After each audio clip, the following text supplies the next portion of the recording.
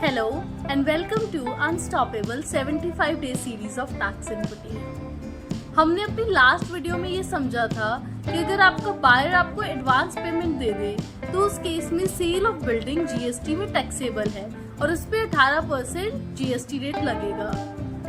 But जो cell value है, sale consideration है, उसमें तो लैंड की वैल्यू भी इंक्लूडेड है और लैंड की वैल्यू पे तो जीएसटी लगता ही नहीं है। लैंड की सेल पे तो जीएसटी एग्जेम्प्ट है।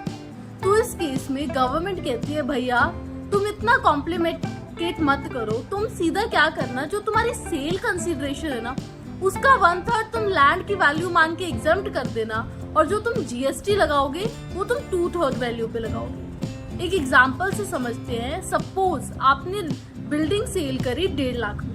1.5 लाख में अब गवर्नमेंट कहती है तुम इतना मत सोचो, तुम 50,000 लैंड की वैल्यू मानो और एग्जेम्प्ट कर दो।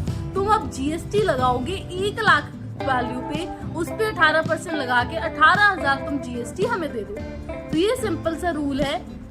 लेकिन ये जो 1/3 रूल है ना, इसकी भी कुछ एक्सेप्शंस है। अगर आपका फ्लैट अंडर कंस्ट्रक्शन है तो ये रूल नहीं लगेगा, या फिर आपने एक फ्लैट परचेज किया और परचेज के 5 सालों के अंदर अंदर उसे बेच दिया तो भी ये रूल एप्लीकेबल नहीं है। सो इस वीडियो के लिए इतना ही। Do like, share, comment. Thank you.